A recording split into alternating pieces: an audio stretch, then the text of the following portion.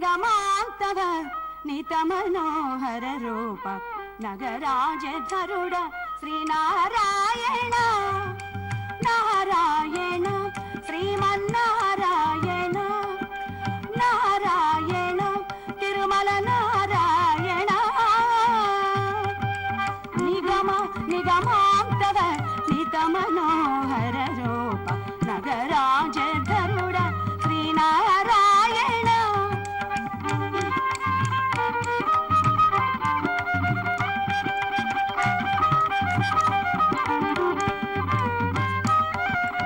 దీపించు వైరాగ్య దివ్య సౌఖ్యం బియ్య నోపక కదా నన్ను నొడబరచుచు దీపించు వైరాగ్య దివ్య సౌఖ్యం బియ్య నోపక కదా నన్ను నొడబరచుచు పై పైని సంసార బంధముల కట్టేవు నా పలుకు చెల్లున నారాయణ పైని సంసార బంధముల కట్టేవు నా పలుకు చెల్లున నారాయణ నిగమ గమదని సగమగసని నిగమాంతవ నిత మనోహర రూప నగరాజధరుడ శ్రీనారాయణ నారాయణ శ్రీమన్నారాయణ నారాయణ తిరుమల నారాయణ నీ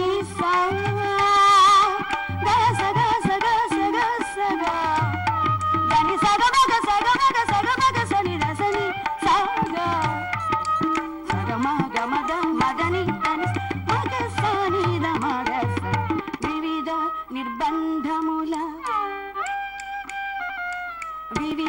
నిర్బంధముల వెడల త్రోయకమమ్ము భవసాగరముల గడబడ చేతువ దివిజేంద్ర వంశ శ్రీ తిరువెంకటాద్రీశ హరే హరే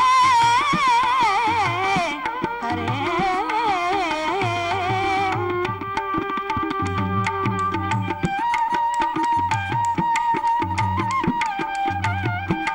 నవనీత చోర శ్రీనారాయణ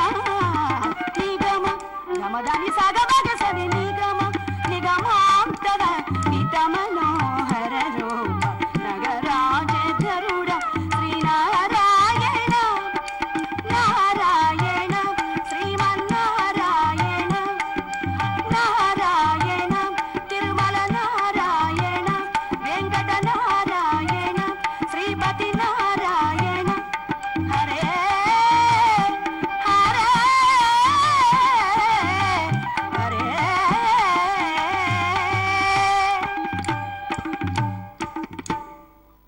ఈనాటి ముఖ్యంగా మన కథ కురుక్షేత్రం మరియు పద్మవ్యూహం. జై ఇందిరారమణ గోవింద.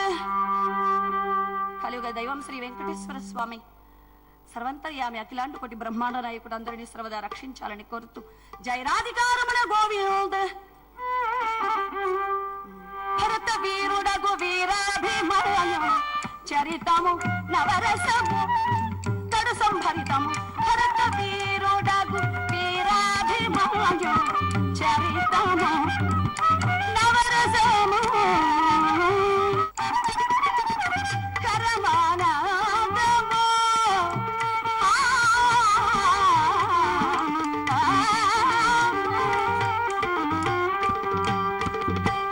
కరమానందము వినవారలకు కరమానందము వినవారలకు ఘనతరానంద పొసగూసు చరితము ఘనతరానంద పొసగూసు చరితం సరవిహీనమున మంజము శాత్మ గురురాజు కళా విహీనుడై సరవిహీనమున మంజము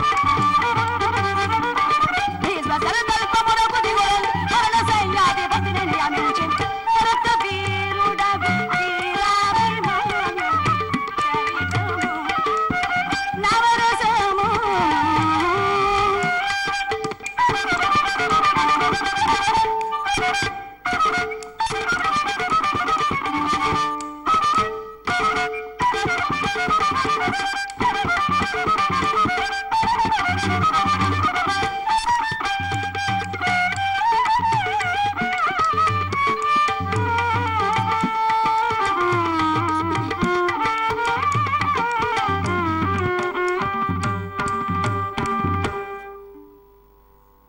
మహాశైలారా, వాసుదేవుడు ఈయన పరంధాముడి విశ్వరూపాన్ని చూపించారు. అమరాధులు కలవిగాని విశ్వరూపం. ఆ తర్వాత ధృతరాష్ట్రుల వారు ఆయన కూడా చూశారు విశ్వరూపాన్ని. కళ్ళు లేవు కాబట్టి రాజ్యానికి నాకు సంబంధం లేదని చెప్పాను. ఇప్పుడు కళ్ళు వచ్చాయి కాబట్టి మామా సామ్రాజ్యంలో భాగం ఇవ్వని ఎక్కడ అడుగుతాడు ఈ గోపాలుడు అని చెప్పి, వాసుదేవ, కృష్ణ, పరంధామ, పవిత్రమైనటువంటి మీ విశ్వరూపాన్ని చూసిన ఈ కళ్ళతో ఈ పాపిలోకాన్ని చూడలేను, నా గుడ్డితనము నాకు ఇచ్చేయన్నాడట ఆయన. వాసుదేవుడు అనుకున్నాడు, శభాష్ మామ, నీకు కావలసిందదే, నాకు కావలసిందదే, సామ్రాజ్యముల భాగం ఇవ్వకపోవడమే నాకు కావాలి అని చెప్పి తథాస్తన్నాడు. కళ్ళు పోయాయి. వాసుదేవుడు విశ్వరూపాన్ని చూపించిన సమయంలో ధృతరాష్ట్రుల వారు అంతటి రూపాన్ని చూసిన తన స్వభావాన్ని మాత్రం విడనాడలేకపోయాడు ఆయన.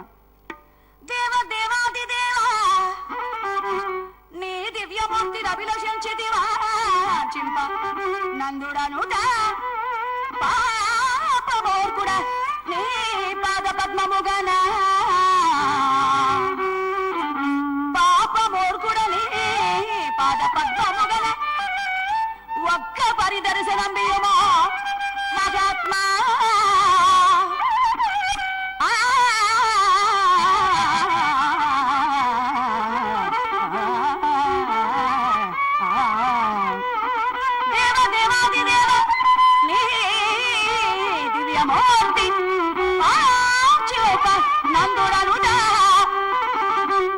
ప్రార్థించినందుకు స్వామి వారు రూపాన్ని చూపించారు.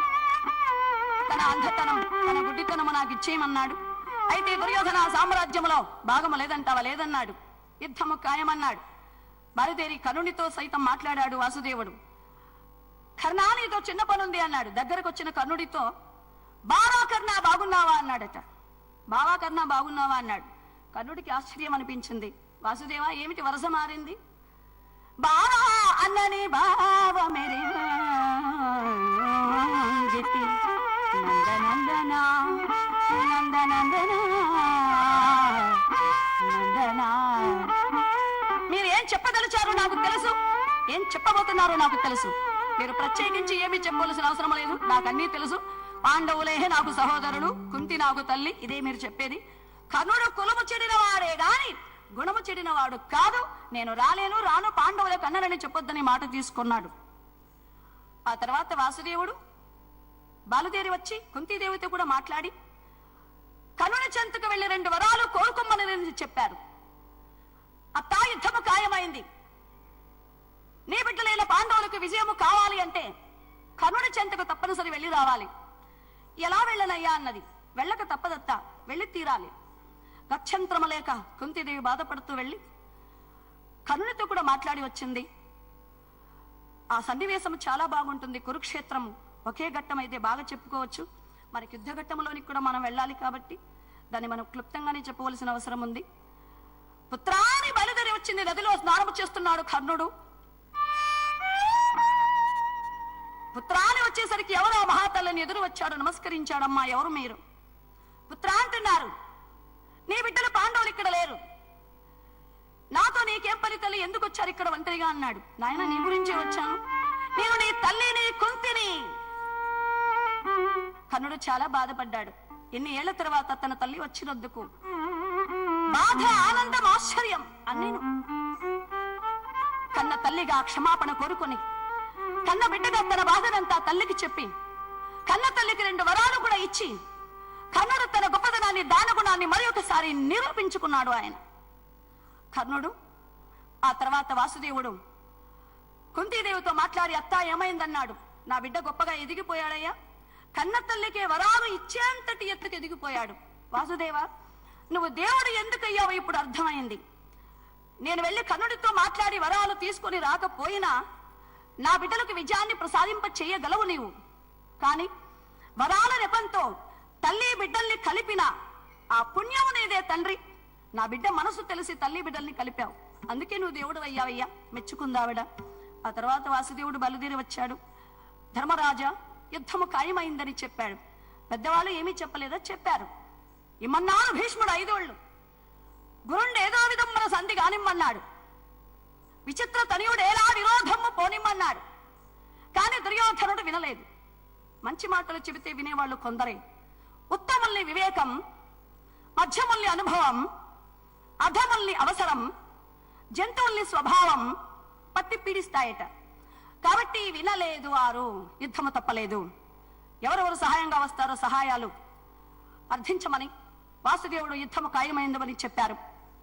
ఆ తర్వాత 7 అక్షోహిణీల సైనికులకి సర్వసైన్యాధిపతి దృష్టద్యుమ్నుడుగా పాండవుల వైపున, కౌరవుల వైపున 11 అక్షోహిణీల సైనికులకి తాతగారైనటువంటి భీష్ముల వారు సర్వసైన్యాధిపతిగా 21,870 రథాలు, 21,870 ఏనుగులు, 65,610 గుర్రాలు, 1,09,350 మంది వీరభట్టులైతే ఒక అక్షోహిణి. అలాంటివి వెరసి 18 అక్షోహిణీల సైన్యం. 18 రోజుల యుద్ధం, 18 అధ్యాయాల భగవద్గీత, 18 పర్వాలు మహాభారతం, 18 అక్షోహిణీల సైన్యం. ఈ 18కి ఉన్నటువంటి ప్రత్యేకత, లక్ష్మి 2 అక్షరాలు, విష్ణువు 3 అక్షరాలు, 5 పంచభూతాలు, సరస్వతి 4 అక్షరాలు, బ్రహ్మ 2 అక్షరాలు, 6 అరిషడ్వర్గాలు, ఈశ్వరుడు పార్వతి 7 అక్షరాలు, కలిపి 18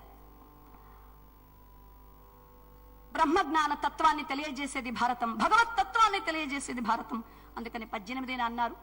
18 అక్షోహిణీల సైన్యం ఇక శుభముహూర్తమున యుద్ధ భూమిలోనికి ప్రవేశించి వాసుదేవుడు ఈయన పరంధాముడు అర్జునుల వారు సైనికులందరినీ గాంచి భయపడిపోయిన సందర్భంలో స్వామివారు విశ్వరూపాన్ని కూడా చూపించాడు. భగవద్గీతను బోధించిన తర్వాత చాలా చెప్పాడు ఆయన భగవద్గీతలో.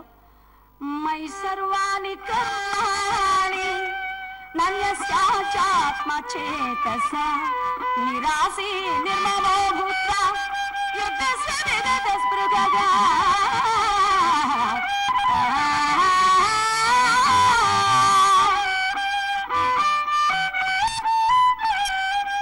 యజదాచరతి శ్రేష్ఠః తత్ర దేవేత్తరో జనా నయా ప్రమాణం కురుతే లోకస్తదనువర్తతే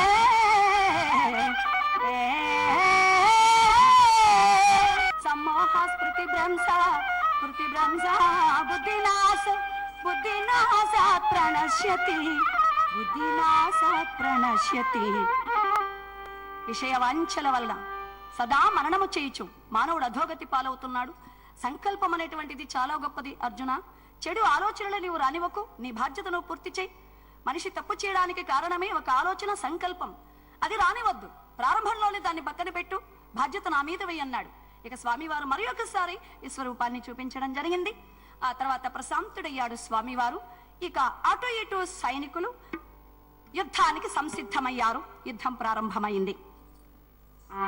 ఎలా ఉంది వారి యుద్ధం? తమ రథముల శత్రుధారుణాస్త్రముల కూలిన వేరు రథములకి చెలుగువారు, యుద్ధరాస్త్రములు తుక్కేలు రాగా వేరొక సాధనముల పోరాడువారు.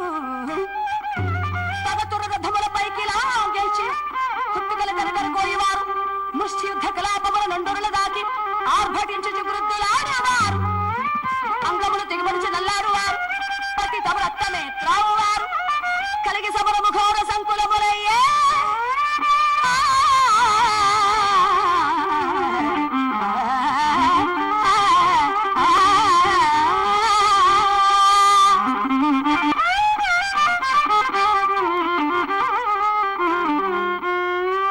తమ రథములు శత్రుధారుణాస్త్రముల కూలిన వేరు రథములకి చెలుగువారు. హోరాహోరీ పోరాటము జరిగింది. 8-9 రోజుల వరకు మనకు చెప్పుకోవడానికి కథ లేదు. తాతగారైనటువంటి భీష్ముల వారు సంధివ్వలేదు.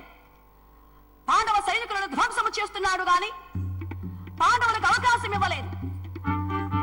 అభిమన్యుల వారు బయలుదేరి తాతగారితో యుద్ధము చేశాడు. తాతగారు శక్తి బాణముతో కొట్టాడు. అభిమన్యుడు మూర్ఛాగతుడయ్యాడు. అభిమన్యుడికి తోడుగా ఉన్నటువంటి ఉత్తరుడు, ఆ ఉత్తరుణ్ణి తాతగారు శల్యుడు ఇద్దరూ కలిసి చంపేశారు. అభిమన్యుల వారిని మూర్ఛ పడగొట్టిన సందర్భంలో శిబిరానికి తీసుకుని వెళ్ళాడు సారథి సునీతుడు. అర్జునుల వారికి తెలిసింది సంగతి. బావా, పోనీ మన రథాన్ని తాతగారికి ఎదురుగా, నా కొడుకును పడగొడతాడట, ఎదురుగా వచ్చి అంటున్నాడు, తాత ఏమాత్రము జాలి కరుణ దయా లేకుండా నా బిడ్డను పడగొట్టా, ఇదేమైనా బాగుందా? తాత ఇంక అభిమానం లేదు, వేస్తున్నా సరమల కాచుకో. అనేక మన సరమల సంధించి వేస్తున్నాడు. అర్జునుల వారు. తాతగారు వేస్తున్నారు శరముల. తాతగారు వేసినటువంటి బాణాలలో ఒక బాణం వచ్చి పరంధాముడైనటువంటి గోపాలుడికి గుచ్చుకుంది. వెంటనే ఆవేశముతో సారథ్యము చేస్తున్న పరంధాముడు ఆ కళ్ళాలు లాగి రథానికి కట్టి లోకాలన్నీ బొజ్జలో ఉంచుకున్న దేవదేవుడు పరంధాముడు లోకాలన్నీ అల్లాడగా, నక్షత్రాలు గలగలగలగల రాలగా, సూర్యచంద్రులు అల్లాడగా, సప్త సముద్రాలు పొంగి పొరలగా ఆవేశమున లేచాడు. లేచి అంటున్నాడు, భీష్మ, అడిగే వాళ్లే లేరనుకున్నావా? అధికారమే నీదనుకున్నావా? భయము లేక జంకు లేక నా మీద బాణం వేస్తావా అని ఆవేశంతో రథంపై నుంచి ఎగిరి దుమికాడట. నగధరుడు సంతానము పహినోడి నగధరుడు సంతానము పహినోడి ఎగసి ధరకు గగన భాగమెల్ల శ్రీయ పాండల కాంతి పాంజ నంతేన గాపి కోన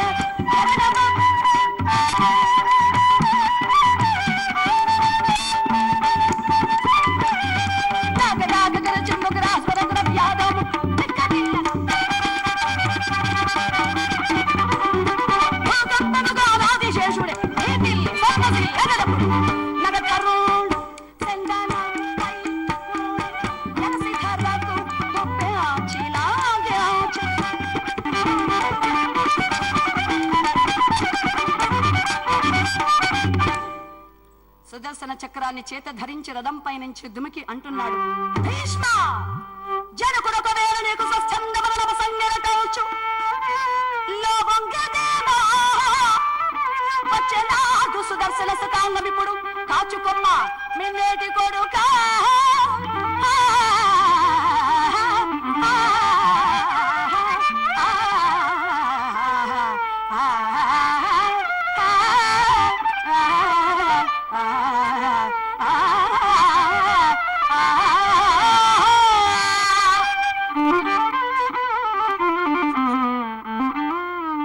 సుదర్శన చక్రాన్ని చేత ధరించి 2 అడుగులు ముందుకు వేశాడు. తాతగారన్నాడు, వాసుదేవ, పరంధామ, మీరే చంపాలనుకుంటే నేను వద్దంటానా? మీరు అవునంటే నేను కాదంటానా? నేను కాదంటే మీరు ఊరుకుంటారా? అలాగే రండి స్వామి, చంపేయండి. మీ చేతిలో మరణం అంటే అది మోక్షమని అర్థం. నిరభ్యంతరంగా చంపొచ్చని ఎదురొచ్చాడు. ఇదేమిది? భీష్ముడు భయపడతాడంటే రమ్మంటున్నాడు. ఇలాంటి సుదర్శన చక్రాలు ఎన్నైనా తాతను ఏమీ చేయవు. మరి ఇప్పుడు ఏం చేయాలి? అర్జునుడు వద్దంటే ఆగిపోవచ్చు. అయితే ఎందుకు వచ్చినట్లు పరంధాముడు? అర్జునుడికి రోషం రావాలి, పాండవ సైనికులకు ధైర్యం రావాలి. అందుకొచ్చాడు ఆయన. ఇదిగో వస్తున్నా అంటున్నాడు గాని ముందుకు వెళ్ళట్లేదు. అర్జునుడు ఏమైనా వస్తే ఆగమంటే ఆగిపోవచ్చని. అర్జునుల వారు రానే వచ్చాడు. బావా, ఆయుధము చేతబట్టినని ఆ రోజు చెప్పి ఈ రోజు మీరు ఆయుధము చేత ధరిస్తే బాలేదు బావా, మా పరువు ఉండదు బావా, వచ్చేయ్. భీష్మ, అర్జునుడు వద్దన్నాడు కాబట్టి వదిలేశా, లేదంటే ఈ పాటికి నీ ప్రాణాలు తీసి ఉండేవాణ్ణి. అర్జున, ఆవేశముతో యుద్ధము చేస్తావా? తాతగారితో ఆడుకుంటావా? ఒక ముసలివాడైన భీష్ముడు విజృంభించి యుద్ధం చేస్తుంటే తాతగారితో ఆడుకుంటున్నావే గాని యుద్ధం చేస్తున్నావా నీవు? బావా, ఇంకొచ్చేయి బావా, ఇంకా నా ప్రతాపం ఎలా ఉంటుందో చూద్దు గాని వచ్చేయి బావా అన్నాడు. ఆ తర్వాత ఆ రోజు యుద్ధం ముగిసింది. ధైర్యం వచ్చేసింది దుర్యోధనుడికి. తాతగారి యుద్ధానికి వాసుదేవుడే భయపడిపోయాడు, హడలిపోయాడు. ఇదే విధంగా తాతగారు 2 రోజులు యుద్ధము చేస్తే జయమునాదే. తాతగారు అనుకోని యుద్ధము చేస్తే జయమునాదే. తాతగారికి రోషం వస్తే పాండవులను చంపేస్తాడు. తాతగారికి రోషం రావాలంటే నేను తెప్పించాలి రోషం. ఎలా మాట్లాడాలో అలా మాట్లాడాలి అనుకున్నాడు. వెళ్ళాడు దుర్యోధనుడు. తాత, చాలా బాగుంది ఈ రోజు యుద్ధం. భలా తాత. అయితే తాత, నీ పాండవ పక్షపాత బుద్ధి మాత్రం మోలేదు నీకు అన్నాడట. దుర్యోధన, ఎంత మాట అన్నావురా నాయన? పాండవ పక్షపాతం బుద్ధి నాకుంటే ఇక్కడ ఉండను, నేను పాండవ సైనికుల్లో చేరిపోయి ఉంటాను. అలాంటివి నాకు తెలియదురా. రాజద్రోహం చేస్తున్నారు తాత. మిమ్మల్ని నమ్మాను, సర్వ సైన్యాధిపతిని చేశాను. మీరే గాని అనుకుని ఉంటే యుద్ధం ఇన్ని రోజులు అవసరం లేదు. చావే లేని మీరు పాండవ సైనికులు ఎప్పుడో ధ్వంసము చేయగలరు. తాత, మీరు కొంచెం న్యాయం చేయండి. నమ్మాను, సైన్యాధిపతిని చేశాను, నా గురించి ఆలోచించండి. ఎంత మాట అన్నావు దుర్యోధన? మీ తాతల కొరకు, తండ్రుల కొరకు అన్ని వదులుకున్నటువంటి నేను మీకు ద్రోహం చేశానా? ఇంతవరకు ఇలాంటి మాట వినలేదు. ఇప్పుడు చెబుతున్నాను, బాధ కలిగించావు నా మనసుకి.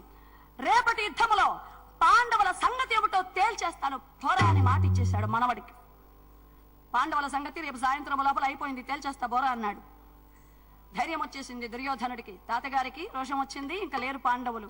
వాసుదేవుడికి సంగతి తెలిసి ఉలిక్కి పడ్డాడట. ఉలిక్కిపడి లేచాడు. అర్ధరాత్రి బయలుదేరాడు. ద్రౌపదమ్మ వారి శిబిరానికి వచ్చాడు. అమ్మా ద్రౌపది, అన్నయ్య ఏమిటి ఇప్పుడు వచ్చారు? తాతగారు ప్రతిజ్ఞ చేశాడు. స్వచ్ఛంద మరణము కలిగినటువంటి తాతగారు నుంచి నీ భర్తలు కాపాడుకోవాలి అంటే నాకు సాధ్యము కాదు. ఆ పని నువ్వే చేయాలి, నువ్వే కాపాడుకోవాలి. అన్నయ్య ఇప్పుడు నేనేం చేయను? తాతగారి శిబిరానికి వెళదాం. ప్రతిజ్ఞ చేసిన తాతగారిని వేడుకొందాం. దయామయుడు ఆయన. పద వెళదాం. అన్నయ్య నేను ఒంటరిగా, నేను తోడొస్తా. మరి బావలు వాళ్ళు అలసిపోయారు, వాళ్ళు నిద్రపోని పాపం. అలసిపోయిన వాళ్ళు పడుకొని నువ్వురా. పాండవులు అలసిపోయారట. మరి ఈయన అలసిపోలేదు. అంత ప్రేమ పాండవులంటే. చెల్లెల్ని తీసుకొని బయలుదేరాడు ఒంటరిగా. కౌరవ శిబిరాల దాకా వచ్చాడు. అమ్మా ద్రౌపది, అన్నయ్య రహస్యముగా మనము రావాలి. రాక తప్పని పరిస్థితి. జాగ్రత్తగా రమ్మని చెబితే నువ్వు పాదరక్షలు వేసుకుని ఇలా నడిచి వస్తున్నావే. ఈ శబ్దానికి ఎవరైనా సైనికులు లేచి వచ్చి నిన్ను నన్ను చూస్తే మన గుట్టు రట్టు కాదా? పాండవుల పరువు పోదా? అవునన్నయ్య, నేను అంత ఆలోచించలేదు. అయితే నేనేం చేయను? అన్నయ్య ఇక్కడ విడిచిపెడతా. తాతగారి శిబిరము పక్కనే ఉంది. ఇక్కడ ఆడవాళ్ళ చెప్పులు ఎవరివేని ఎవరైనా వచ్చి శిబిరములోనికి వచ్చి నిన్ను నన్ను చూస్తే అప్పుడు మన గుట్టు రట్టు కాదా? అవునన్నయ్య, మరి ఎలా? అందుకే ఆ పాదరక్షలు ఇలా ఇవ్వమ్మా. అన్నయ్య అవి పాదరక్షలు తెలుసమ్మా, అన్నీ తెలుసు. నాకు కావలసింది సమయంలో నా భావ మరంగుల ప్రాణ సంరక్షణార్థము కంటే నాకు మించింది ఏదీ లేదు. ఇవ్వమని చెప్పి ద్రౌపదమ్మ వారి పాదరక్షలు తీసి సాలువలో చుట్టి చంకలో పెట్టుకున్నాడట ఆయన. ఎవరికి కనిపించకుండా. ముందు నువ్వు వెళ్ళు, తర్వాత నేను వస్తా. విషయం చెప్పొద్దు, వెళ్ళు. వారిదేవి శిబిరములోనికి ప్రవేశించింది. ద్రౌపదీదేవి మసక చీకటి. అర్ధరాత్రి. తాతగారు నిద్రపోలేదు. కాగడా వెలుగులో తిరుగుతున్నాడు శిబిరములో. కారణం, ఏనాడు ప్రాణం పోయిన అబద్ధాలు చెప్పని వాళ్ళు, అనృతం ఆడని వారు. నోరు జారాను ఈరోజు. పాండవులను ఎవరు ఏమీ చేయలేరని అందరికీ తెలుసు. అలాంటిది నోరు జారాను. పాండవుల సంగతి ఏమిటో తేల్చేస్తానన్నాను. కారణం, వినాశకాలయ విపరీత బుద్ధి. ఆవేశములో వివేకాన్ని కోల్పోయి తొందరపడ్డాను. అంటే ఈ రోజుతో నా జీవితం ముగిసిపోయినట్లేనేమో అనుకుంటూ నిద్ర పట్టక తిరుగుతున్నాడు మనసాగక తాతగారు. ద్రౌపదమ్మ వారు వచ్చి అమాంతం తాతగారి కాళ్ళ మీద పడిపోయింది. అలాగే ఎవరది? మాట్లాడలేదు. ఎందుకు వచ్చావు? మాట్లాడలేదు. గాజులు కదిలించింది, కన్నీరు కార్చింది. ఒక్క ఆడది అని అర్థమైంది. ఎంత బాధ లేకపోతే అర్ధరాత్రి ఒక్క ఆడది వచ్చి నా కాళ్ళ మీద పడి ప్రాధేయపడుతోంది. ఎవరైనా సరే ఆవిడ నేను ఆదుకోవాలి, సహాయం చేయాలి. లే తల్లి, నీకేం కావాలో చెప్పమ్మా. ఆవిడ లేవాలి అంటే ఆశీర్వదించాలి. ఆశీర్వదించాలి అంటే పెళ్ళైన వాళ్ళను ఎవరైనా ఆశీర్వదించవలసింది ముందు ఇలాగే. దీర్ఘ సుమంగళి భవ, లేమ్మా అన్నాడు. వచ్చిన పని అయిపోయింది. ఆవిడ వచ్చిందే అందుకే. మెల్లగా లేచింది. ముఖం చూశాడు తాతగారు. ఆశ్చర్యపడి అన్నారట, ఏమిటమ్మా ఇది? నీవు అర్ధరాత్రి నా శిబిరానికి రావడం ఏమిటి? ఆశ్చర్యంగా ఉంది. అర్థమైంది తల్లి. ఈ రోజే నేను ప్రతిజ్ఞ చేశాను, ఈ రోజే నువ్వు వచ్చావు అంటే నిన్ను తీసుకొని వచ్చిన పెద్ద మనిషి రాలేదా అమ్మా? వాసుదేవ పరంధామ పరదాహనికలు నువ్వు ఉన్నావు. అర్థమైంది, నువ్వు వచ్చావని. రావయ్య, దాగుడు మాతలాడే వయస్సు నీకుందేమో, ఓపిక నాకు లేదు. రావయ్య అన్నాడు. పరంధాముడు రాబోయాడు. రాబోయిన సమయంలో చంకులో ఉన్నటువంటి చెప్పులు జారి తాతగారి ముందరబడ్డాయట. ద్రౌపదమ్మ వారి పాదరక్షలు, భీష్ముల వారు, వాసుదేవ కృష్ణ పాండవులకు బావవై, పాండవులకు రథ సారథివై, పాండవులకు బంధువై, ఆప్తుడవై, వాళ్ళ ఇంట్లో ఆడవాళ్ళ చెప్పులు కూడా మోస్తున్నావు అంటే నేనేమనుకోవాలయ్యా? వేదాలు ఘోషించేటువంటి దేవదేవుడు, సప్తర్షులకు ఎవరికి అర్థము కాని పరంధాముడు, పరాత్పరుడు, నీ దర్శనార్థమై నీ మనసులో చోటు సంపాదించాలని నేను అర్థం చేసుకోవాలని అనుక్షణం ప్రతిక్షణం తప్పించే భక్తాదులు ఎందరో. ఎవరికి అర్థము కాని నీవు, ఎవరికి వశము కాని నీవు పాండవులకి ఇలా బంధువై సారథివై వాళ్ళ ఇంటి ఆడవాళ్ళ చెప్పులు మోస్తున్నావు. అయ్యో, ఏం మందు పెట్టారయ్యా పాండవులు? ఏం మంత్రం వేశారయ్యా పాండవులు? ఎలా వశ్యం చేసుకున్నారయ్యా పాండవులు? ఏమయ్యా పాండవుల అదృష్టం? కృష్ణ, ఎలా నేను అర్థం చేసుకోను తండ్రి? కృష్ణ, చూసావా తల్లి, నీ భర్తల ప్రాణ సంరక్షణార్థమై అర్ధరాత్రి నీ చెప్పులు మోసుకొని వచ్చారు అంటే భక్తులంటే ఆయనకి ఎంత ప్రేమ. భగవంతుడంటే భక్తుల గురించి ఏమైనా చేయగలడని నిరూపించారు. మాలాంటి వాళ్ళు ఎంతమంది ప్రతిజ్ఞలు చేసినా దీపము చుట్టూ తిరిగే క్రిముల వలె మేము నాశనమైపోతాము తప్ప నీ భర్తలకేం కాదు. భగవంతుడి సన్నిధిలో ఉన్నారు వారు. వెళ్ళు తల్లి, నీ భర్తలకేం కాదు, వెళ్ళు. వాసుదేవ కృష్ణ త్వమేవ శరణం త్వమేవ శరణం కమలోధర శ్రీ జగన్నాథ త్వమేవ శరణం త్వమేవ శరణం కమలోధర శ్రీ జగన్నాథ త్వమేవ శరణం.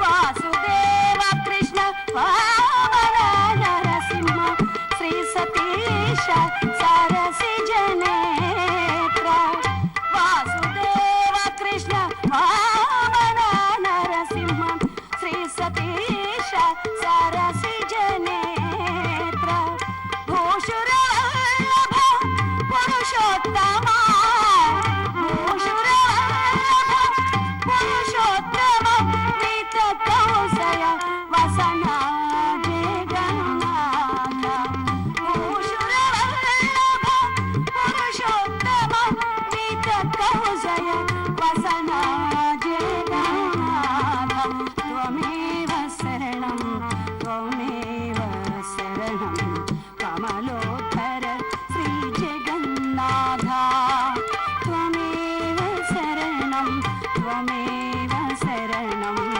కమలోధర శ్రీ జగన్నాథ.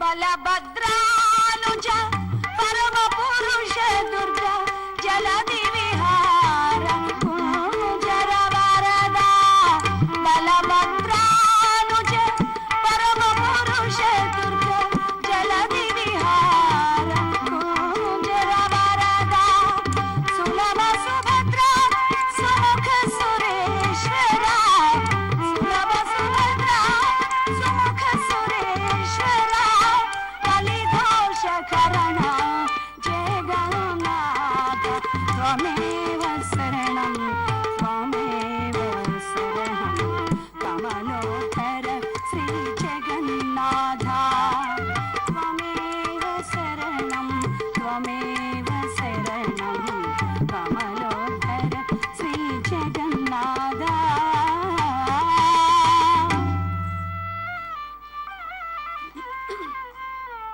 పరంధాముడి గొప్పతనం తెలుస్తుంది మనకి ఇక్కడ. ఆ తర్వాత బయలుదేరి వచ్చేశాడు తాతగారు. ఇది తెలియని ధర్మరాజు తెలతెలవారుతుండగా బయలుదేరి వెళ్ళాడు తాతగారి చెంతకు. తాత, ఏనాయన ధర్మరాజా ఇలా వచ్చావు, బాగున్నావా? ఇంకా ఎక్కడి బాగు తాత, మీరు ఈ విధంగా యుద్ధం చేస్తారని నాకు తెలీదు. ఏమిటి మీ యుద్ధం అంటే, నాయన ఇప్పుడు నువ్వు ఎందుకు వచ్చినట్లు? తాత, ఎందుకు మా వాళ్ళను చంపేస్తున్నావని అడుగుతున్నావా? ఎందుకు ఇలా విజృంభించి యుద్ధం చేస్తున్నావని అడుగుతున్నావా? పొగుడుతున్నావా, తిడుతున్నావా? ఎందుకు వచ్చావు నాయన అన్నాడు. తాత, నేను రాజు కావాలని నన్ను ఆశీర్వదించు అన్నాడు. ఇదేంటిది? యుద్ధ ప్రారంభంలోనే ఆశీర్వదించాను కదా, విజయోస్తన్నాను కదా, విజయోస్త అంటే అర్థం నీకు తెలుసు కదా అన్నారు. కానీ మరలా ఆశీర్వదించాలి, అర్థమైంది. నువ్వు రాజు కావాలంటే దుర్యోధనుడు జావాలి, దుర్యోధనుడు జావాలంటే దుర్యోధనుని వైపునున్నటువంటి వాళ్ళు అందరూ జావాలి. యుద్ధ ధర్మం అది. అందరూ చావాలంటే సైన్యాధిపతిగా నేను దారివ్వాలి. నేను దారివ్వాలి అంటే బ్రతికుండగాని కుదరదు, ముందు నేను చావాలి. అంటే తాత, నువ్వు ఎప్పుడు చస్తున్నావని అడుగుతున్నావు. ఆ మాటకి ఇది అర్థం. ఒక్క మాటకి ఇన్ని అర్థాలుంటాయి. అర్థమైంది. ధర్మజ, నాన్న వాళ్ళు బాధపడితే నేను చూడలేను. మీ తాతల కొరకు, మీ తండ్రుల కొరకు అన్ని వదులుకున్న నేను నా మనవళ్ళ కొరకు నా ప్రాణాలు ఇవ్వలేనా? అంతే కదా, ఇస్తా బోరా. లేనిది అడిగితే నేను ఇవ్వలేను, ఉన్నదే కదా అడిగావు, ఇస్తాను, వెళ్ళు. ధర్మజ, ఈ చేతుల మీదుగా పెంచి పెద్ద చేసినటువంటి మీరు బాధపడితే నేను చూడలేను, వెళ్ళన్నాడు. మీ వైపున ఉన్నటువంటి వారు శిఖండిని ముందు పెట్టుకొని రండి, అస్త్ర సన్యాసము చేస్తాను, ఇదే నా మరణ రహస్యం. అలాంటి వాడు తాతగారు. అందుకే ఆయన మహోన్నతమైనటువంటి వ్యక్తి అన్నారు. సంసారానికి, ఆ వంశము, కురువంశము నిలబడడానికి ఎంతో త్యాగము చేసినటువంటి వాడు. ఒక సంసారం బాగుంది అంటే పరోక్షంగా ఎవరి త్యాగమో ఉందని అర్థం. ఎవరికి వాళ్లే, ఎవరి అలవాట్లు వాళ్ళవే అనుకుంటే ఏ సంసారమో నిలబడదు. ఒక సంసారం అభివృద్ధిలోనికి వచ్చింది, ఒకరు అభివృద్ధికి వచ్చారు అంటే పరోక్షంగా కొందరి త్యాగం. తాతగారు అంతటి త్యాగం చేశారు కౌరవ పాండవుల వాళ్ళ వంశాన్ని నిలబించడానికి. సంసారానికి అన్నింటికి ప్రతిదీ త్యాగం, ప్రేమ, అనురాగం, సంసారం, భక్తి అన్నీ చెప్పినటువంటిది భారతం. రామకృష్ణ పరమహంస గారు అన్నారు, సంసారాన్ని గుట్టుగా పెట్టుకో, భగవంతుణ్ణి గట్టిగా పట్టుకో. భుజాల మీద సంసారం ఉండాలి, బుద్ధిలో భగవంతుడు ఉండాలి. మనిషికి రెండు కళ్ళతో సమానం. సంసారాన్ని వదిలేసి సన్యాసం వద్దు, సన్యాసమే అనుకుంటూ సంసారాన్ని మరవద్దు. రెండు కళ్ళతో చూసుకోమని చెప్పారు. ఇలాగా నీళ్ళలో పడవ ఉండాలి గాని పడవలోకి నీళ్ళు వస్తే మునిగిపోతుంది. దోమల్లో తెర ఉండాలి గాని తెర లోపలికి దోమలు వస్తే కుట్టేస్తాయి. ప్రపంచంలో మనం ఉండాలి గాని ప్రపంచంలో ఆ ప్రపంచాన్ని మనలోనికి రానివ్వకూడదు అని చెప్పి తెలియజేసినటువంటి వారు రామకృష్ణ పరమహంస గారు. అలాగా మహాశీలారా, ఎంతో మంది మహనీయులు ఈరోజు చాలా మంచి మాటలు చెప్పారు. మా గురువు గారు ఒక నవాబ్ అయినప్పటికీ కూడా మనసైన వాడు, మంచి మనసు. కబీర్ దాస్ గారు నవాబు అయితే ఏమిటండి, ఎంతటి రామభక్తుడు ఆయన, ఎన్నో మంచి మాటలు చెప్పాడు ఆయన కబీర్ దాస్ గారు. ఘాన్స్ ఖాకర్ ఘోష్ బడాతా ఖైంచ్తే ఉస్కే కాల్, గోష్ ఖాకర్ గోష్ బడాతా క్యా హోతా తెరా హాల్ అన్నాడు ఆయన. భూమి సారాన్ని తీసుకుని శరీరాన్ని పెంచుకుంటుంది గడ్డి, దాన్ని జంతువులు తినేస్తున్నాయి. జంతువులను చంపి మాంసాన్ని తింటున్నావు, మాంసాన్ని నీ శరీరాన్ని పెంచుకోవడానికి జంతువులను చంపి, మరి నీ గతి ఏమవుతుందో ఆలోచించమని చెప్పి తెలియజేశాడట. అలాగే బడే బడాయి నాకరే బడైన బోలై బోల్, సుందర హీరా కబుక హై లాకట్ కా హై మోల్. కబీర్ దాస్ గారు చెప్పినటువంటిది. రాతిలో రత్నం ఉంటే కొనేవాడికి తెలుస్తుందయ్యా, నేను గొప్పవాడినహో అని చెప్పుకోవలసినటువంటి అవసరం లేదు. తాతగారు ఎప్పుడు నేను ఇలాంటి వాడిని అలాంటి వాడిని అని చెప్పనే లేదు. ఆయన ప్రవర్తన చూస్తేనే మనకు అర్థమైపోతుంది. బడే బడాయి నాకరే బడైన బోలై బోల్. రాతిలో రత్నం ఉంటే ఎదుటి వాళ్ళకి అర్థమైపోతుంది. నేనెంత నువ్వు చెప్పాల్సిన అవసరం లే, వాడికి తెలుసు, కొనేవాడికి తెలుసు ఆ వస్తువు విలువెంతో, ఎదుటిగా మాట్లాడేవాడికి తెలుసు ఎదుటి వాళ్ళ గొప్పతనం ఎంతో. మనం చెప్పవలసిన అవసరం లేదు. అలాంటి వాడు తాత. ప్రత్యేకించి ఆయన గొప్పతనం చెప్పవలసినటువంటి అవసరం లేదు. భారతం అంతా పరిశీలించామంటే ఆయన ఎంతటి మహాసముద్రం అనేటువంటిది మనకు అర్థమైపోతుంది. అంతటి త్యాగం ఏ కొంచెమైన ప్రజలకు మనకు ఉండాలన్నటువంటి ఉద్దేశమే మనకు అందించడానికి కారణమైనటువంటిది. అలా తాతగారు తన మరణ రహస్యాన్ని తెలియజేశారు. మరుసటి దినం మన 10వ రోజు యుద్ధంలో అర్జునుల వారు శిఖండిని ముందు పెట్టుకుని వచ్చారు. వెనకాల చేరారు అర్జునుడు. యుద్ధం ప్రారంభమైంది. హోరాహోరి పోరాటం సాగిస్తున్నారు. అలాంటి సమయంలో శిఖండి వెనక చేరినటువంటి అర్జునుల వారు తాతగారికి కనిపించకుండా వేశాడు బాణాలు. ఆడదిగా పుట్టి మధ్యలో వచ్చి మగవాడుగా మారినటువంటి శిఖండి నీతో నేను యుద్ధము చేయనన్నాడు. అస్త్ర సన్యాసము చేశాడు తాతగారు. గొప్పగా బ్రతికినటువంటి మహోన్నతమైనటువంటి వ్యక్తి తాత. అలాంటి వారు కింద పడకూడదని బాణములతో అంపశయ్య గావించాడు. అర్జునుల వారు అంపశయ్య మీద వాలిపోయాడు. తాత అందరూ చేరారు, బాధపడ్డారు. నాయనా దుర్యోధన, ఇప్పుడు బాధపడి లాభం లేదు. ఒక పని చేసే ముందు కీడించి మేలంచమన్నారు. 2 విధాలుగా ఆలోచించి ఆ పని చెయ్యాలి. ఇప్పుడు బాధపడి లాభం లేదు, ముందుగానే ఆలోచించి ఉండాలి. నన్నే పడగొట్టిన పాండవులకు మీరు లెక్కలేదు. నా మాట విని సంధి చేసుకుని మిగిలిన వాళ్ళను బ్రతికించుకో అంటే దుర్యోధనుడు అంటాడు, తాత నీ బాధను బడు, మా ఏడుపు మేము ఏడస్తామన్నాడట. సరే నాయన, అనుభవించు, మంచి మాటలు చెబితే నువ్వు ఎప్పుడు విన్నావు కాబట్టి అనుభవించు. అందరితో మాట్లాడి బాధపడవలదని చెప్పి అర్జునుల వారు పర్జన్యాస్త్రాన్ని సంధించి వేసి పాతాళ గంగను తెచ్చింది. పుత్రాన్ని పొంగి వచ్చింది గంగా భవాని.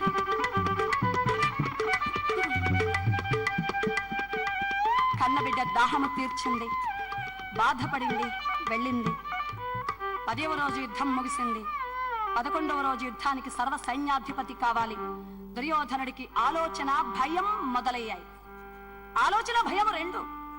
మామా శకుని ద్రోణుడు అఖిలాస్త్ర వీరుడు గీర్వాణులకును, ద్రోణుడు అఖిలాస్త్ర వీరుడు గీర్వాణులకును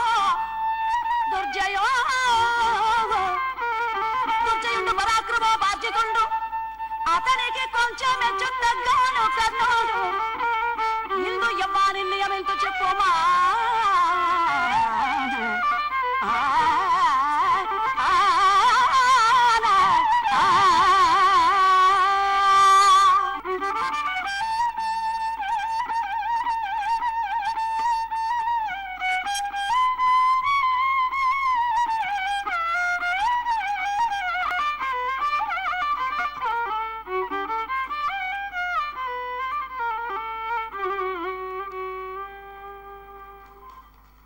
జాయిందిరారమణ గోవింద్.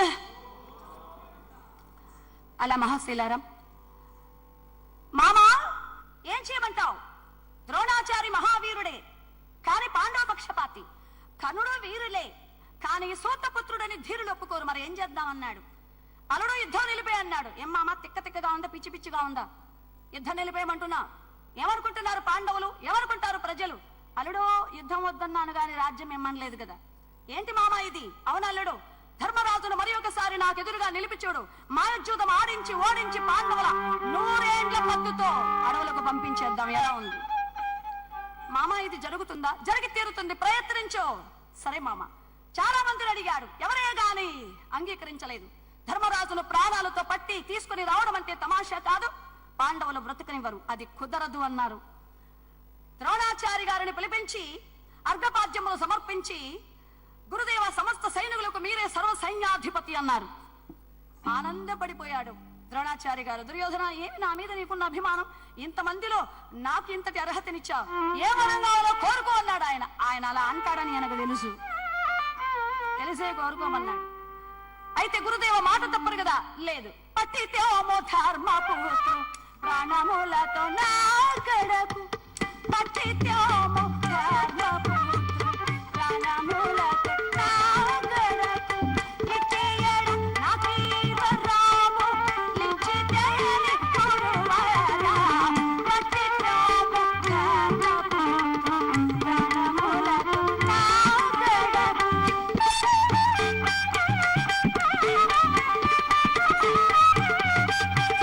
నీ కారుణ్య విశేషమిది కిలాభీష్టముల గుర్చి, నీ కారుణ్య విశేషం కిలాభీష్టముల గుర్చి, నీ కౌరవ సైనికులకు చేకూరు శుభఫలించిన పట్టితేమో ధర్మపుత్రు ప్రాణములతో నా గడకు.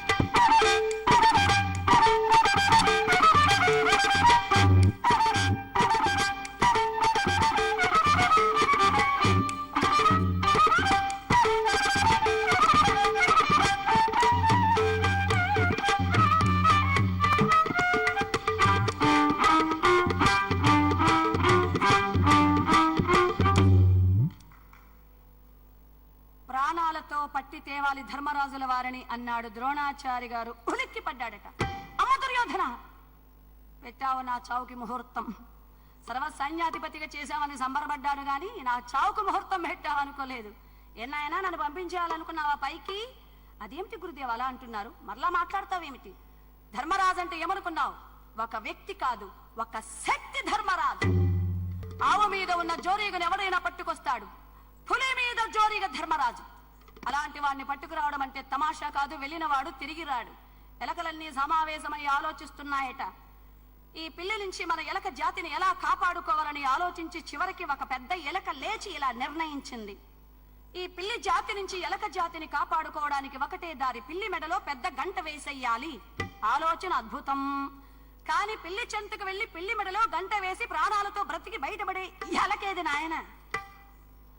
పిల్లి చెంతకు వెళ్లి గంట వేసినటువంటి ఎలక తిరిగి వస్తుందా? పిల్లి రాణిస్తుందా? తలదించుకుని ఉంటుందా? అలా ఉంది నా పరిస్థితి. ఈ ఆలోచనలు చెప్పినటువంటి వారు ఎవరు? ఎంతకు ధర్మరాజుల వారిని ఏం చేస్తావు? చంపేస్తావా? దొరికినటువంటి ధర్మరాజు ప్రాణాలు తీస్తావా? లేదు గురుదేవా.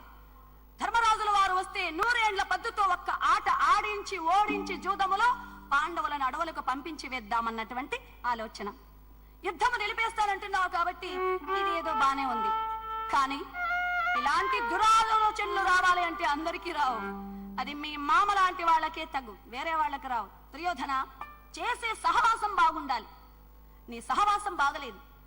శకుని అతడు బ్రతుకుడు, నిన్ను బ్రతుకునివ్వడు. గురువుగా చెబుతున్నాను, సహవాసం అనేటువంటిది మనిషి మీద, ప్రతి ఒక్కరి మీద అంత పని చేస్తుంది.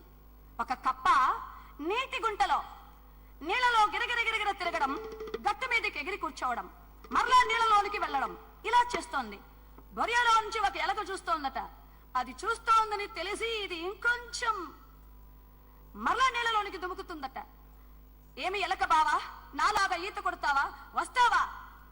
నాకు ఈత కొట్టాలనే ఉంది కప్ప బావా, కానీ నాకు భయం వేస్తుంది, నాకు ఈత రాదే. ఎలక బావా, నీకు నేను ఈత నేర్పిస్తా, వచ్చేయ్, నన్ను నమ్మి నీళ్ళలో దూకే. అమ్మో నాకు భయం వేస్తోంది. నువ్వేం భయపడొద్దు, నేనున్నాను కదా. ఒక దారము తీసి కప్ప నడుముకి కట్టి ఎలక నడుముకి కట్టింది. ఈ కప్పను నమ్మింది ఎలక. ఈత నేర్చుకుందాం అనుకుంది, ఎగిరి నీళ్ళలో దూకేసింది. ఆ సమయంలో ఈ కప్ప తన ప్రతాపం అంతా చూపిస్తుంది. నీళ్ళ లోపలికి వెళ్ళి గిరగిరగిరగిరగిరగిర గట్టి మీద ఎగిరి కూర్చోవడం, మరలా నీళ్ళలో దూకడం. అలా 2-3 సార్లు తిరిగింది. ఈ ఎలకెంత, దాని ఊపిరెంత. పాపం ఇది ఎప్పుడో పోయింది, ప్రాణం పైకి నీళ్లపై తేలిపోయింది. ఈ కప్ప నీటి అడుగున కూర్చొని మీసాలు దువ్వుతూ, చూడు నా దెబ్బ, నన్ను నమ్మింది, వచ్చింది, దూకింది, సచ్చింది అనుకుంటోంది, విర్రవీగుతోంది. కానీ ఆ ఎలకకి కప్పకి మధ్యలో దారం ఒకటి ఉంది, బంధం. అది మర్చిపోయింది ఈ కప్ప. అదే సమయానికి ఒక గెద్దాటుగా వచ్చి చచ్చిపడి ఉన్న ఎలకను చూసి ఆహారము దొరికిందని కప్పను పట్టుకుని, ఆ ఎలకను పట్టుకుని పైకి లేచింది. ఎలక పైకి వెళ్ళింది. అప్పుడు కప్ప ఏమైంది నాయన? అది కూడా గుటకాయ స్వాహ. అలాంటి వాడు మీ మామ. జాగ్రత్తగా సహవాసము చేయాలి. సత్సంగత్వే నిస్సంగత్వం, నిస్సంగత్వే నిర్మోహత్వం, నిర్మోహత్వే నిశ్చలతత్వం, నిశ్చలతత్వే జీవన్ముక్తి. మనిషి చేసిన సహవాసం, చదివినటువంటి ఆ చదువు, చూసినటువంటి దృశ్యాలు, విన్నటువంటి మాటలు తప్పనిసరిగా మనిషి మీద, మనసు మీద పనిచేస్తాయి. జరిగేటువంటి ధార్మిక కార్యక్రమాలు ఎన్నో ఉంటాయి. వినేటువంటి ప్రజలు, వచ్చేటువంటి వాళ్ళు ఏ ఉద్దేశము చేత వస్తారో, ఉద్దేశం ఏదైనా గాని విన్నటువంటి మాటలు మాత్రం ఆ మనిషిని, మనసును వదలవు, తప్పకుండా పనిచేస్తాయి.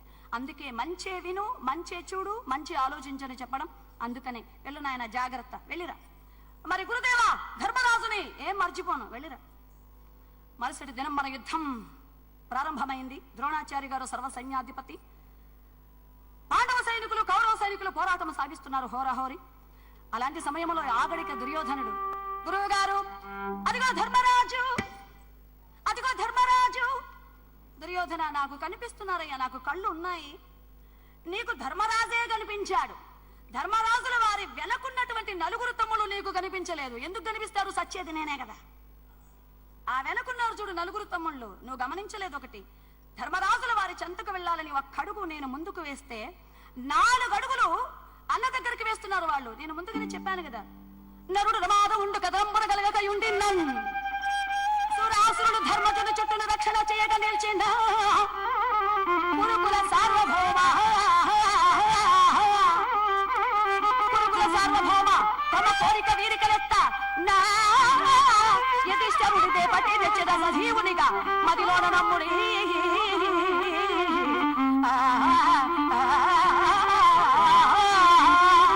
నరుడు రమాదముండ కదరంబరగలగకయుండి నన్ను సురాసురుడు ధర్మజుని చుట్టూ రక్షణ చేయగా నిలిచిందా.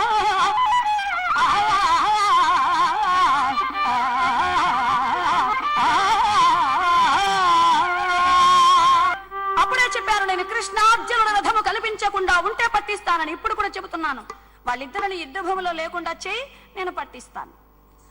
సరే గురుదేవా, అయితే ఇప్పుడు ప్రస్తుతానికి ప్రయత్నించవచ్చు కదా. ఏం ప్రయత్నించేది? అన్నదమ్ములు పక్కనే ఉన్నారయ్యా, ఒకసారి ప్రయత్నించండి. సరే చూడు, నేను దెబ్బలు తింటే గాని నువ్వు ఊరుకునే విధంగా లేవు. అర్జునుడు వేస్తాడు బాణాలు, చూసి సంతోషించు. ధర్మరాజుల వారి చెంతకు వెళ్ళబోయాడు, వెంటనే వచ్చేశాడు అర్జునుల వారు. గురుదేవా, అభిమానము లేదా? యుద్ధములో అనుబంధాలు అన్నీ కూడా మర్చిపోయారా? మా అన్నగారైన ధర్మరాజుల వారిని పట్టిస్తానని మాట ఇస్తారా? ఇప్పుడు చూడండి, గురువన్న అభిమానం లేకుండా వేస్తున్న శ్రమల, అనేకమైన శ్రమలు సంధించి వేశాడు. భీష్ముల వారే కాదు, ద్రోణుడే కాదు, శశిశేఖరుడే కాదు, కర్ణుడే కాదు, ఎవరే గాని అర్జునుల వారి ముందు నిలబడ అనర్హులనే విధంగా యుద్ధం చేశాడు ఆయన. ఆ రోజు ద్రోణాచార్య పారిపోయాడు, పారిపోయి వచ్చేశాడు. సాయంత్రం అయింది, దుర్యోధనుడు వస్తున్నాడు. ఎన్నైనా వచ్చావా? నాకు తెలుసు నువ్వు వస్తావని నాకు తెలుసు, చాలా సంతోషం. కానీ ధర్మరాజును ఎందుకు పట్టుకు రాలేదు? నువ్వు అడిగేది అదే. అవును గురుదేవ, ఎందుకు పట్టుకు రాలేదు? బుద్ధి లేక.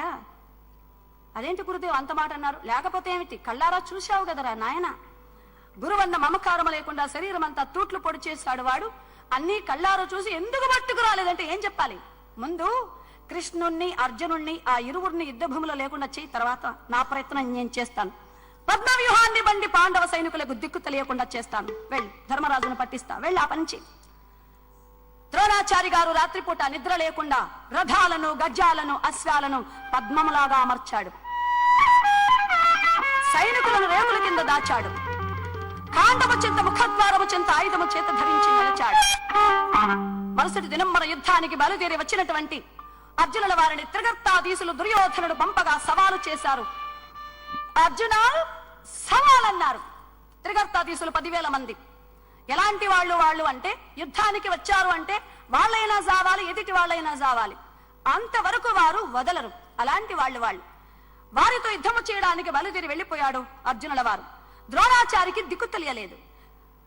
ఏంటి వీళ్ళందరూ రాకుండా అక్కడే ఉన్నారు, ధర్మరాజును పట్టిస్తానని మాట ఇచ్చాను, ఏంటి రారా యుద్ధానికి? సరే వస్తారులే, ఎందుకు రారు? ధర్మరాజుల వారు రావడానికి జంకుతున్నాడు. ఎందుకు? అర్జునుడు లేడు. భీమా ఏం చేద్దాం? సైనికులందరూ కూడా ఈ సమయంలో పారిపోతున్నారు. అర్జున ఆయనేమో అక్కడున్నాడు. నకుల, సహదేవ, భీమా ఎలా? అన్నయ్య, ఈ పద్మవ్యూహము సంగతి మాత్రం మాకు కొంచెం కష్టమే అన్నయ్య. మరి ఎలా? అభిమన్యునికి తెలుసు అన్నయ్య. అయితే వెళ్ళి వెంటనే తీసుకురండి, వెళ్ళండి, ఆలస్యం వద్దు. అదిగో పాండవ సైనికులు దెబ్బలు తిని పారిపోతున్నారు. వ్యూహము సంగతి అర్థం కావట్లేదు. వెళ్ళు, అభిమన్యుని నేను రమ్మని చెప్పానని చెప్పు, వెళ్ళు. మరి ఉత్తరాభిమన్యులు ఎలా ఉన్నారు? భర్త గారంటే చాలా అభిమానం. భర్త గారికి చెయ్యి దెబ్బ తగిలిందని బాధపడుతోంది ఉత్తర బాధపడొద్దు. ప్రేమించి అభిమానించి కలవరించి కావాలని పెళ్లి చేసుకున్నావు. ఈనాడు నీ కళ్ళలు చేశానని బాధపడుతున్నావా?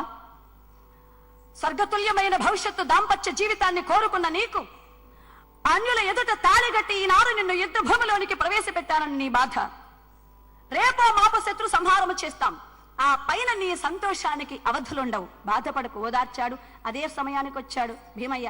నాయనా అభిమన్యు, పెదనాన్న నమస్కారం. జయంతిరారమణ గోవింద్. అతని కుమారుడు అభిమన్యుడు పెద్దనాన్నగారు వచ్చిన వెంటనే నమస్కరించాడు. ఏంటి పెద్దనాన్న ఎలా వచ్చారు? నాయన, పెద్దనాన్నగారు రమ్మన్నారు. రా వెళదాం. అలాగే పదండి. పెద్దనాన్న, ఏమిటిలా మీరందరూ మౌనంగా ఆలోచిస్తూ ఉన్నారు? అసలేం జరిగింది? కౌరవ సైన్య జనాటవని కార్చిచ్చువలే సర్వనాశనము గావించవలసిన సమయం ఇది. అలాంటి ఈ సమయంలో మీరు ఇలా ఆలోచనలో ఉన్నారు. అసలేమైంది? మా నాన్నగారు ఎక్కడ? అసలేం జరిగింది? నాయన అభిమన్యు, మీ నాన్నగారు త్రిగర్తాధీశులతో పోరాటం సాగించడానికి వెళ్ళాడు. ద్రోణాచారి గారు పద్మవ్యూహాన్ని బన్నాడు. కయ్యమ్మాడ జనడా చిత్రిగర్తుల గవిసని తండ్రి నేడు నా తండ్రి. కయ్యమ్మాడ జనడా చిత్రిగర్తుల గవిసని తండ్రి